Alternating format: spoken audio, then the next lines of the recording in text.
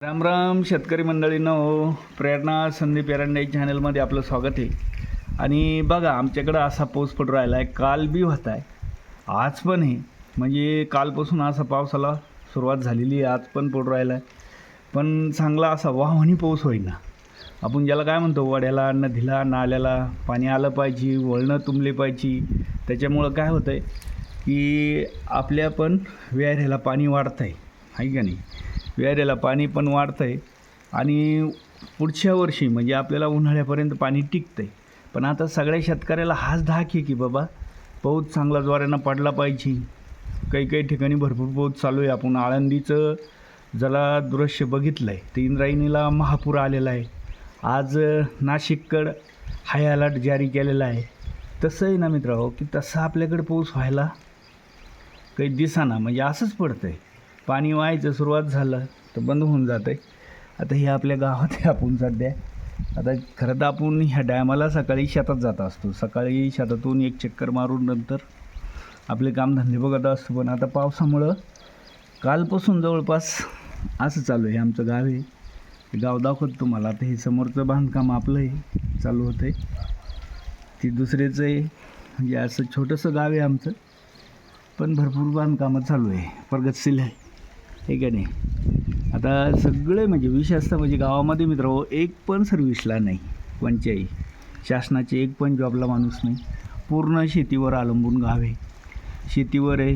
कोणी शेतकरी म्हणून दुसऱ्याची दरवाजानं जातं आहे. महिला काही असतील, काही पुरुष असतील, आणि थोड्या सर्वांना शेती आहे.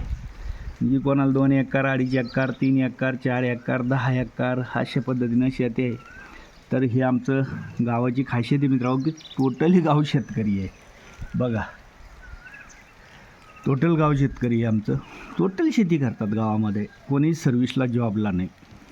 पण तरी पण चांगल्या पद्धतीनं त्यांची परिस्थिती चांगली आहे. कारण कष्ट घेतात, मेहनत घेतात, हे का नाही. शेतीमध्ये काम करतात, लक्ष देतात, चांगलं पीक पिकवितात.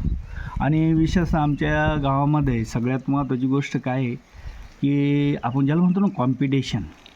तर कॉम्पिटिशन काय आहे की बाबा उत्पन्नाचं, म्हणजे किती एकरात किती कांदा निघन, किती एकरात किती ऊस निघन, याचं कॉम्पिटिशन लावल्यामुळं तुम्हाला हे जे सगळे प्रकार दिसतात, हे बांधकामं, हे सगळ्या गोष्टी. म्हणजे कॉम्पिटिशन असावं, पण ते चांगल्या कामासाठी असावं. असं जळपं कॉम्पिटिशन नसलं पाहिजे, आहे की नाही. तर यानं ट्रॅक्टर घेतलं तर मग हप्त्यानेच घेतलं, असं केलं, असं नसलं पाहिजे. तर आपण बी घ्यायचं, त्यानं घेतलं तर.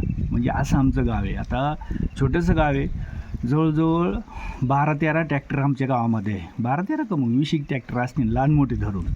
आणि 4 व्हीलर पण आहे, JCB पण आहे विशेषतः. म्हणजे लक्षात घ्या, म्हणजे एवढं सगळं आहे गावामध्ये.